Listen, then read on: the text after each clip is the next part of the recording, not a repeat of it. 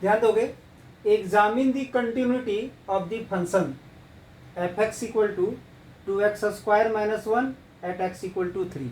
X equal to three पर इसका continuity का चेक करना है। तो ध्यान दोगे, कोई भी फंक्शन कंटिन्यूअस कब होता है, limit x tends to a f x equal to f a अगर आ जाए तो ये कंटिन्यूअस होता है ए पर, यानी x इक्वल टू ए पर उसका डायरेक्ट वैल्यू और x इक्वल टू ए पर उसका जो लिमिटिंग वैल्यू दोनों जो होगा इक्वल अगर आ जाएगा तो x इक्वल टू ए पर कंटिन्यूअस होगा। तो इसे 3 पर हमें कंटिन्यूअस दिखाना है। तो सबसे पहले ध्यान दोगे, एफ एक्स इक्वल टू क्या दिया हुआ है यहाँ पर, 2x स्क्वायर दिया हुआ है माइनस वन, ठीक है। अब डायरेक्ट हम 3 है तो यहाँ से f3 फाइंड करेंगे। f3 यानी क्या, x के जगह पर हम 3 ले लिए, तो यहाँ x के जगह पर 3 लेंगे तो क्या आ जाएगा, 2 into three square minus one, 2 into nine minus one, that is 18 minus one यानी 17, ये आ गया। 2 3 का स्क्वायर किए तो 9 हो गया, 9 को मल्टीप्लाई किए तो 18 आ गया, 18 माइनस वन का 17 आ गया। अब इसका लिमिटिंग वैल्यू हम लोग निकालते हैं, limit x tends to 3 f x, ठीक है।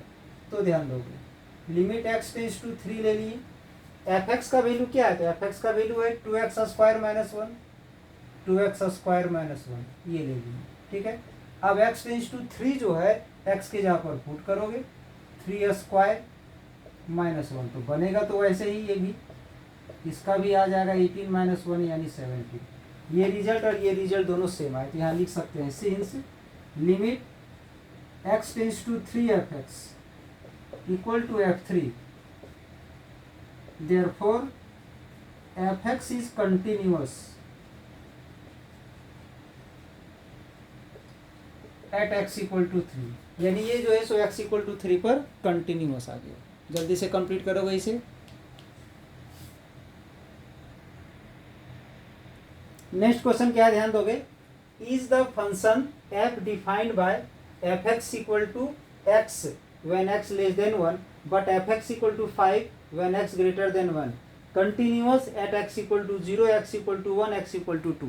यानी ये क्वेश्चन पूछा गया है कि क्या ये x equal to 0 x equal to 1 x equal to 2 पर कंटिन्यूअस है, तो हमें चेक करेंगे। तो सबसे पहले हम लोग 1 पर चेक करते हैं।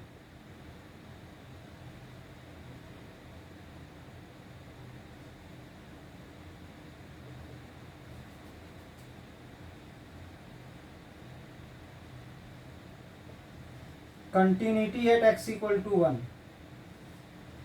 तो अगर किसी भी पॉइंट पर हम उसका कंटिन्यूटी चेक कर रहे हैं और उस पॉइंट से लेस देन के लिए अलग और ग्रेटर देन के लिए अगर अलग है, अलग अलग फंक्शन है, तो उसके लिए प्रॉपर्टी यहाँ चेंज हो जाता है।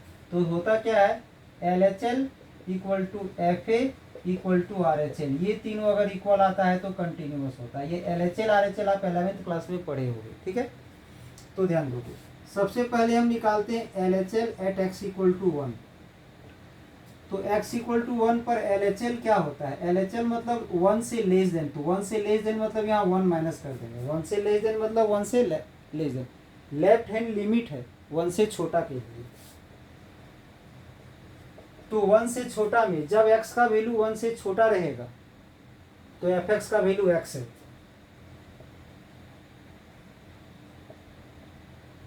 ध्यान दोगे, यहाँ लिखा हुआ है x जब 1 से छोटा होगा तो एफ एक्स का वैल्यू x होगा।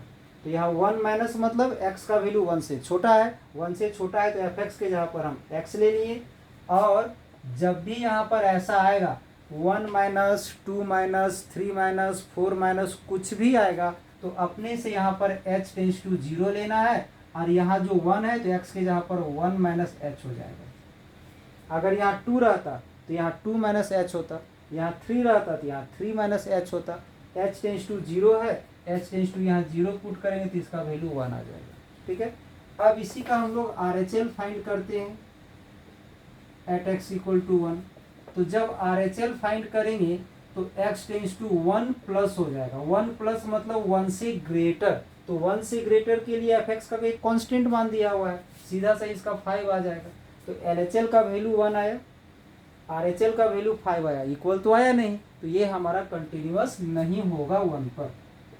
since LHL not equal to RHL, therefore fx is not continuous at x equal to 1, यानी 1 पर ये कंटिन्यूअस नहीं होगा। बच गया 0 और 2, तो 0 और 2 के लिए तो कंटिन्यूअस होगा ही जब किसी के लिए सिंगल कंडीशन अप्लाई होता है। जैसे इसमें क्या हुआ, 1 से लेस देन के लिए इसमें अप्लाई कर दिए और 1 से ग्रेटर देन के लिए इसमें अप्लाई कर दिए, ठीक है, जिसके चलते यहाँ पर ये हमारा कंटिन्यूअस नहीं आया, ठीक है। मतलब डिसकंटिन्यूअस उसी शर्त पर आएगा जब लेफ्ट हैंड लिमिट और राइट हैंड लिमिट के लिए अलग अलग कंडीशन यूज हो रहा होगा। किसी भी फंक्शन में अगर सभी पॉइंट के लिए सेम कंडीशन अगर यूज होगा तो कभी भी वो डिसकंटिन्यूअस नहीं होता है, हर कंडीशन में वो कंटिन्यूअस ही आएगा। तो 1 पर हम लोग चेक कर लिए, अब 2 पर चेक करेंगे।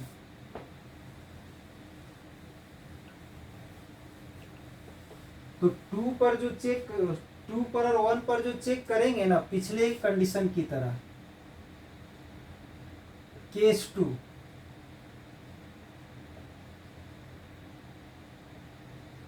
Continuity at x equal to 2, तो x इक्वल टू 2 मतलब क्या, 1 से ग्रेटर। तो ये जो x इक्वल टू 2 जो है हमारा, x इक्वल टू जो 2 है वो ग्रेटर देन 1 है, यानी यहाँ सीधा सा मतलब fx का वैल्यू क्या आ जाएगा, 5, ये आ जाएगा। ये एक कांस्टेंट फंक्शन है, इट इज ए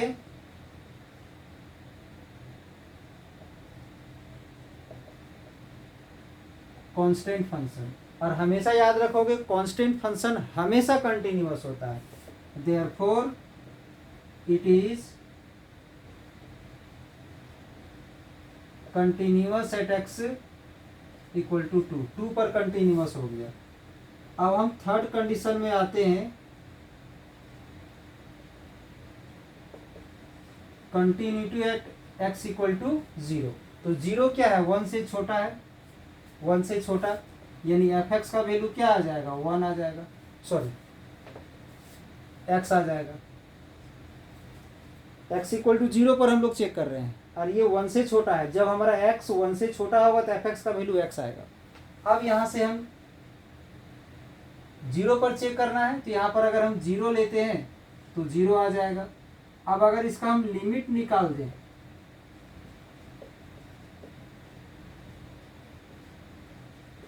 तो इसका भी वैल्यू 0 आएगा। दोनों वैल्यू क्या आ रहा है, इक्वल आ रहा है, तो लिखेंगे therefore since limit x tends to 0 fx equal to f0, दोनों इक्वल आ गया। Therefore fx is continuous at x equal to 0, यानी 0 पर कंटिन्यूअस हो गया, 2 पर कंटिन्यूअस हो गया और 1 पर जो है सो कंटिन्यूअस नहीं है।